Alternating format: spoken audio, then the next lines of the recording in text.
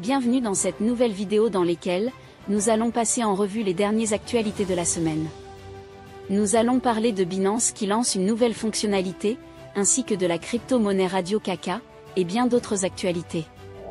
Restez jusqu'à la fin de la vidéo pour découvrir les dernières actualités, et l'avancement de l'écosystème en général. Bienvenue sur la chaîne Crypto Info.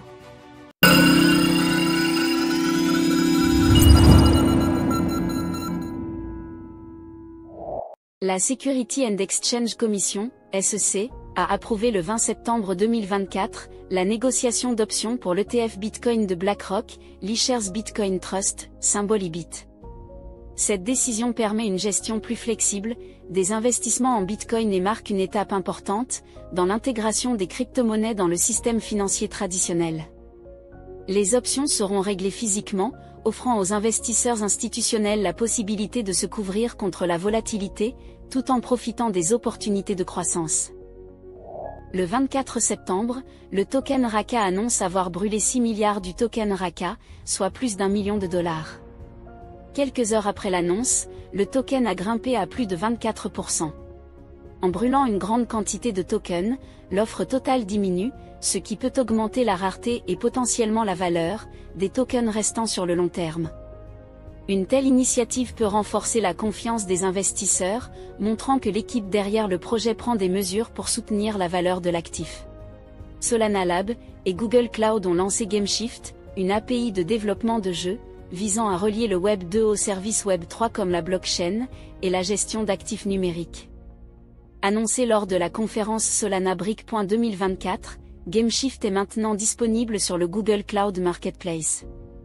Cette API propose des services essentiels pour les développeurs de jeux traditionnels, souhaitant intégrer des éléments Web 3, tels que des jetons non fongibles, NFT. Jacques Buzet de Google Cloud a souligné le défi d'intégrer cette technologie émergente dans une industrie établie, notant que GameShift simplifie l'accès au Web 3 pour les studios de jeux.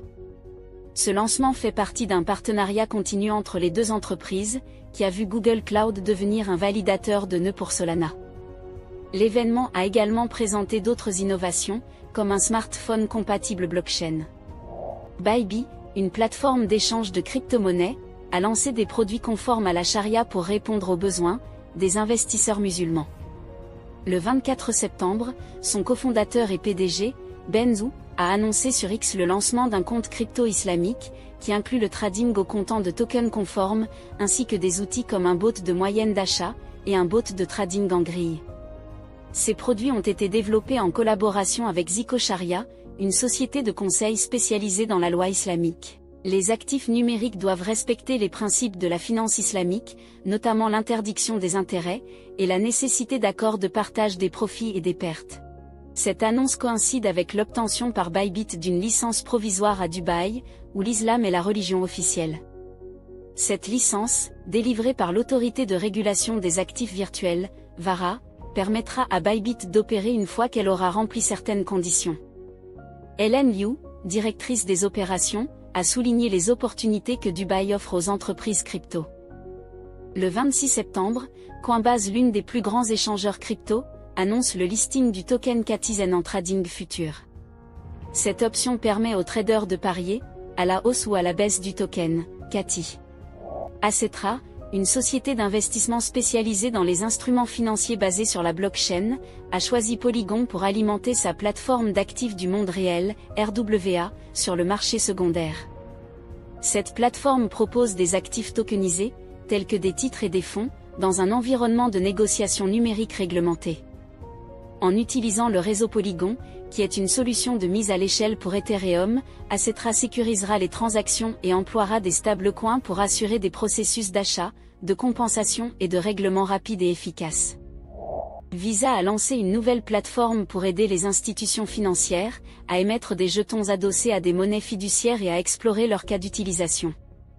Cette initiative s'inscrit dans un effort plus large pour établir des normes mondiales, qui facilitent les interactions entre les banques et les entités financières.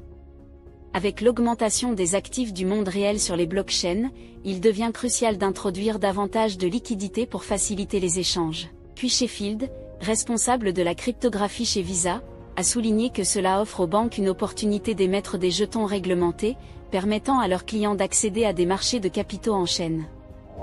Binance a lancé un nouveau produit appelé Binance Pre-Market, qui permet aux utilisateurs d'acheter ou vendre des tokens avant leur disponibilité sur le marché. Ce service combine des éléments de son launch pool et de son trading spot.